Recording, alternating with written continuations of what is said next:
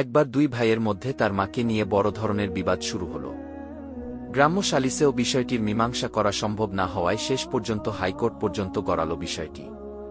ঘটনাটি ছিল এমন, আদালত প্রাঙ্গণে বহু মানুষের ভিড়ে এক বৃদ্ধ আর্তনাদ করে এত বেশি কাঁদছিল যে তার দাড়ি দিয়ে গড়িয়ে অশ্রু ঝরছিল।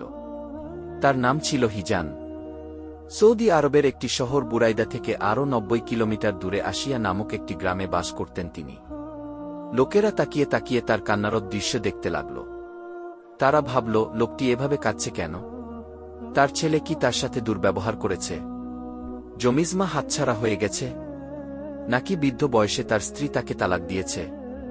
না, এর কোনোটাই নয়। আসল ঘটনা হচ্ছে, একটি মামলায় হেরে যাওয়ায় আদালত প্রাঙ্গণে এভাবে শিশুদের মতো কাঁদছে লোকটি। তার এক বৃদ্ধা মা আছেন। মায়ের না আছে কোনো অর্থসম্পদ, না আছে জমিজমা। একটি পিতলের আংটি ছাড়া তার আর কিছুই নেই।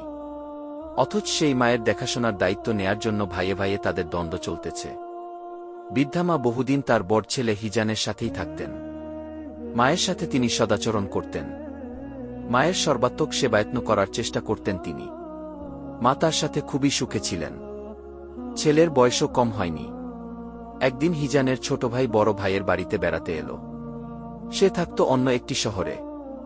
বড় ভাইয়ের কাছে সে মাকে নিজের সাথে নিয়ে যাওয়ার প্রস্তাব করল। মূলত মাকে নিয়ে যাওয়ার জন্যই সে এসেছিল বড় ভাইয়ের বাসায়। ছোট ভাইয়ের কথায় বড় ভাই হিজান বিরক্ত হয়ে বললেন, ভাই, আমার বয়স হয়েছে ঠিক, কিন্তু আমি এখনো আমার মায়ের দেখাশোনা করতে সক্ষম। তুমি যদি মনে করে থাকো যে আমি অক্ষম হয়ে পড়েছি, তাহলে তুমি ভুল করছো। আমি মরে গেলেও আমার মাকে কোথাও যেতে দেব না। তুমি যদি মাকে আমার কাছ থেকে ছিনিয়ে নিতে যাও, আমার জীবন অতিষ্ঠ হয়ে যাবে। আমার প্রতি দয়া করো ভাই। মাকে নিয়ে যাওয়ার কথা ভুলেও মাথায় এনো না, আল্লাহর দোহাই লাগে।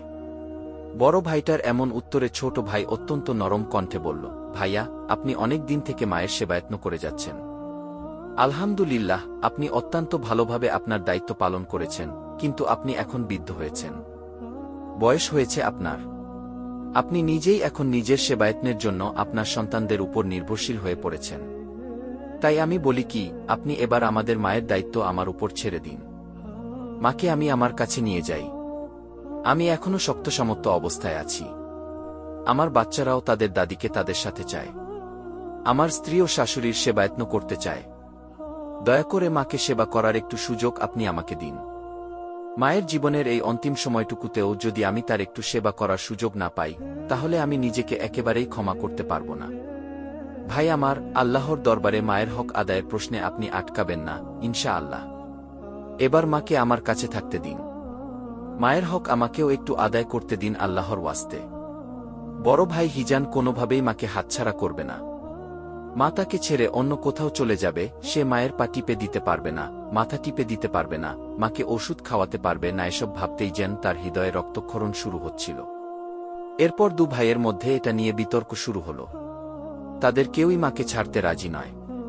প্রতিবেশীরা বিষয়টি সমাধানের চেষ্টা করে, কিন্তু তাদের পক্ষে কোনো সমাধানে পৌঁছা সম্ভব হয় না, কারণ তারা উভয়ই নিজ নিজ অবস্থানে অনড়। এ অবস্থা দেখে সবাই খুব অবাক হয়ে যায়। বিষয়টি কিছুতেই সমাধান করা গেল না। সমঝোতার সব প্রচেষ্টাই ব্যর্থ হল। এরপর দুভাইয়ের অনুরোধে মামলাটিকে উচ্চ আদালতে পাঠানো হয়। বিচারকের কাছে মামলাটি উত্থাপন করা হলে মামলার বিষয়বস্তু শুনে বিচারক খুবই বিস্মিত হন। তিনি বারবার মামলাটি পড়েন, কিন্তু কোনোভাবেই বুঝতে পারছিলেন না যে কি করা যায়। তারপর তিনি দুই ভাইকে তার চেম্বারে ডেকে বুঝিয়ে সুঝিয়ে মামলাটির নিষ্পত্তি করার চেষ্টা করেন, কিন্তু তাদের কেউই মায়ের সেবায়ত্নের ভাগ ছাড়তে রাজি না। বিচারক বোঝাতে ব্যর্থ হয়ে শুনানির দিন তাদের মাকে আদালতে আনতে বলেন, কারণ তিনিই বলতে পারবেন যে তিনি কোন সন্তানের কাছে থাকতে চান, বড় ছেলের কাছে নাকি ছোট ছেলের কাছে। নির্ধারিত দিন একটা হুইল চেয়ারে করে বৃদ্ধা মাকে আদালতে আনা হল। বৃদ্ধার কঙ্কালসার দেহের ওজন ২০ কেজির খুব বেশি হবে না। আদালত ভর্তি লোকজন। এই আজব মামলার রায় শোনার জন্য উৎসুক লোকেরা অস্থির হয়ে আছে। বিচারক বৃদ্ধাকে বললেন, শ্রদ্ধে মা, আপনার দুই ছেলেই আপনাকে কাছে রেখে সেবায়ত্ন করতে চায়। তাদের কেউই আপনার কাছ থেকে আলাদা হতে চায় না। আমি তাদেরকে অনেক বোঝানোর চেষ্টা করেছি, কিন্তু তারা নিজেদের অবস্থানে অনড়। মামলাটির রায় নিয়ে আমি সমস্যায় পড়েছি। আমি কোনো রায় দিতে পারছি না, তাই আপনার হাতেই সিদ্ধান্ত ছেড়ে দিলাম। আপনার ইচ্ছেনুযায়ী আমি রায় দেব। আপনিই বলুন, আপনি কার সাথে থাকতে চান? সত্যি বলতে, এই বিষয়ে রায় দেওয়া একজন বিচারকের জন্য যতটা কঠিন, একজন মায়ের কাছে তার চাইতেও 1000 গুণ বেশি কঠিন। দুসন্তানই তার চোখের মণি। তিনি দুজনকেই সমান ভালোবাসেন। একই গর্ভে তিনি দুজনকে ধারণ করেছেন। একই উদর থেকে জন্ম নেওয়া সন্তানদের মাঝে পৃথিবীর কোনো মাই কি পার্থক্য করতে পারে? দুজনই তার সেবায়তনে অনেক আন্তরিক। বিচারক যখন বৃদ্ধার কাছে বিচারের ভার দিয়ে দিলেন, তিনি বাক্রুদ্ধ হয়ে গেলেন। বিচারক অধৈর্য হয়ে উত্তরের জন্য প্রতীক্ষা করছিলেন। অবশেষে বৃদ্ধা মা মুখ খুললেন। তার চোখ দিয়ে তখন অশ্রু ফোয়ারা নেমে এলো।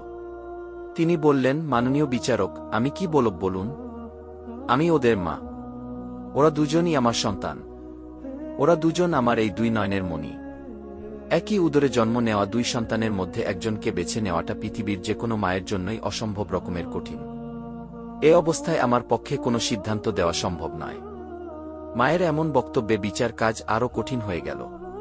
কিন্তু বিচারককে একটি রায় তো দিতেই হবে। অনেক চিন্তা ভাবনা করে তিনি ঘোষণা করলেন, হিজান অনেক দিন ধরে তার মায়ের সেবা করেছে। এখন সে বৃদ্ধ হয়ে গেছে। তার নিজেরই এখন সম্পূর্ণ বিশ্রাম আর দেখভালের প্রয়োজন। হিজানের তুলনায় তার ছোট ভাই এখনও তরুণ এবং শক্ত সামর্থ্য। মায়ের দেখাশোনা করতেও সে সক্ষম। তাই আদালত এই রায় দিল যে এখন থেকে বৃদ্ধা মা তার ছোট ছেলের সাথেই থাকবে। এই রায় শোনামাত্র বড় ছেলে হিজান কষ্টে চিৎকার করে কান্নায় ভেঙে পড়লেন। এত লোকের সামনে আদালতে তিনি কেঁদে কেঁদে বললেন, হায় আফসোস, আজকে আমি বয়সে ছোট হলে মাকে সেবা করার সৌভাগ্যটা আমারই হতো। সুপ্রিয় দর্শক, এই হচ্ছে আদর্শ মায়ের আদর্শ সন্তান। আমাদের প্রত্যেকটি লোকের এই রকম আদর্শ সন্তান হওয়া উচিত। আল্লাহ আমাদের তৌফিক দান করুন। আমিন।